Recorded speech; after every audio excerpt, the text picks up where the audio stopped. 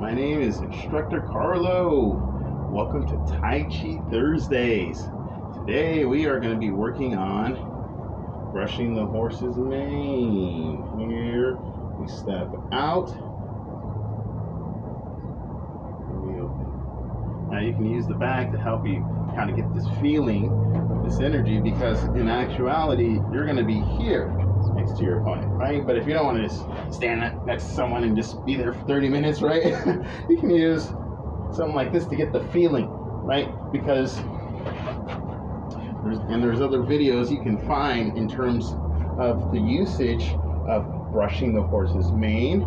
It is a very popular Tai Chi movement. It's used in all the forms. Let's go ahead and practice and then we'll break it down. Right? The form that I teach, we utilize it in different ways. It's the first movement if you're doing 24 form.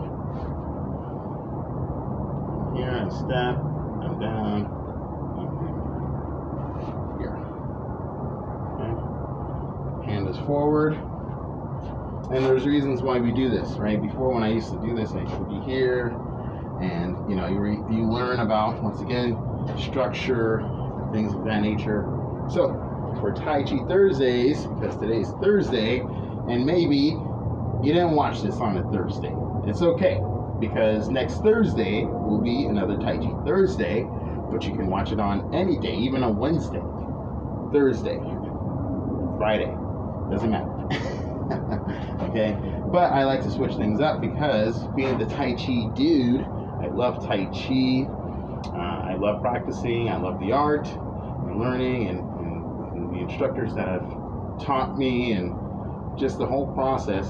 But also this channel dabbles and is actually about many different types of martial arts, and just martial arts self-defense in general, including different forms of Kung Fu and different styles of martial arts such as Aikido and Brazilian Jiu-Jitsu and things like that. So, okay, so let's go ahead and get started here. You know, if there's other videos where you can learn the Tai Chi form, but we're going to start here today. All right, and in the form, you're in your Tai Chi empty stance position. Everything is aligned here, and we step out. I'm going to step away from the back here. We step out, and the foot is placed down. The weight isn't shifted yet, and then we rotate and shift the weight at the same time. Also, don't do Tai Chi normally with MMA gloves, right? So it's a nice change of pace, and it allows you to, in the future, if you ever wanted to use Tai Chi in MMA, at least you have a feeling, right? Besides the practice and everything else, it just adds to everything, right? And then you can also get a feeling like, for instance, it's a little bit tighter on the wrists. Whereas Tai Chi, you have to have everything loose, and there's a lot of hand movement. So, trying it here. Let's try it without the gloves. One more time. I'll do it facing the other direction, and then we'll put back on the gloves. So I'm here. I step out, and one hand moves forward, the other hand moves back, but it's not about the hands. Once again, it's about the body, and the body rotates the hands. The hands follow the body follows the waist sets the command. Is, I want to say, even co-commander with the feet, okay? The kind of the chain of command there, right? So, when you have that in mind, it really takes, one, the focus away from the hands and the arms, even though they are important.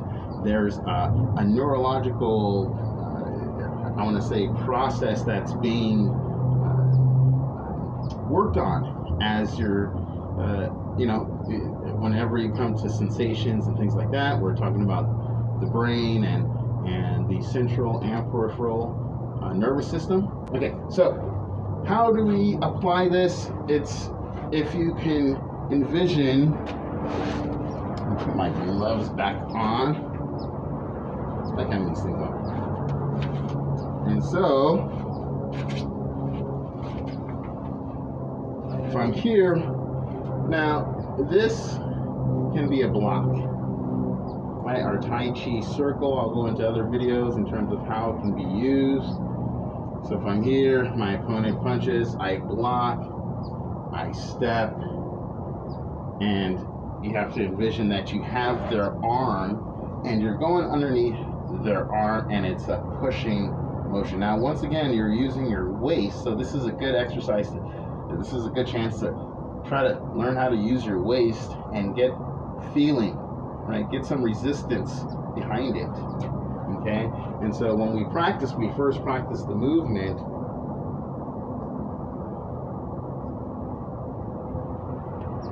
To generate the chi and the power and get the feeling and technically there's no such thing as muscle memory, but to get the neurological memory of the movement down and stored in our cells, right? Stored in our memory banks. So with that, one more time, I'm here, I'm in my empty stance, I have my posture seated, I step out, one hand comes up, one hand goes down, and it's all the body just shifting. Now this forward hand, this has to deal with structure. I'll show you why this is important, and it makes sense because if I were to demonstrate on this wall, the hands are very powerful. This is why I like palms, because you have a lot of bone on bone to support. Now when you're doing jiu-jitsu or any type of throwing art, judo will slap the ground so in order to break the fall, okay? Now what I want to say, especially if you're falling and you're falling like this, there's no power in this, but there's power in this, okay?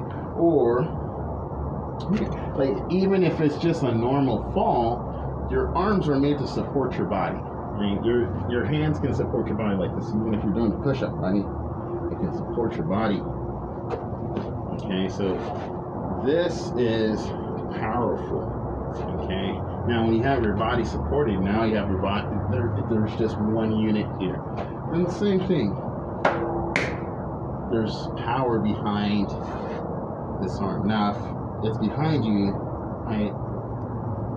There's a loss of power in terms of it's easier to move this arm on a different axis, right? I'm not going to get into that right now, but it's easier to get it to move this arm when you move it forward. It adjusts the anatomical structure, which gives it more of a power structure to the body, and you can use it as a block and whatever you might find it useful for, right? But this is important. Both are important. Brush the horse's mane. Sorry. I'm brushing the horse's mane.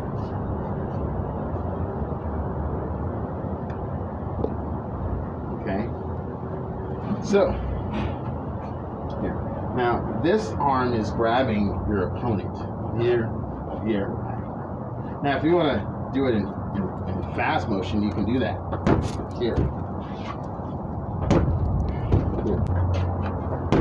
Okay, so with that, we'll go ahead and call it for today. You can practice this movement all you like.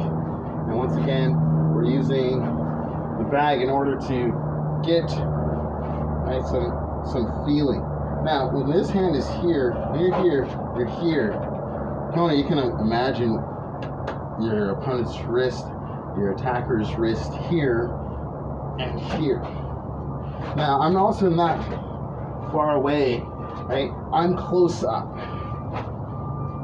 to get that feeling. Okay? And then what you do is you're working on rotating with the body. I'm here. I rotate with the body. I'm down. I step. Instead of trying to move with your arm, right? Rotate with the body. And then you also just keep practicing. And then when you have a chance to spar, you can put it to use and practice. You're not gonna get it the first time. If it's a move that you can find that you're picking up and you find it useful, like I do, fantastic. Okay, so this is just one piece of the puzzle. I wish you all the best and have a great day.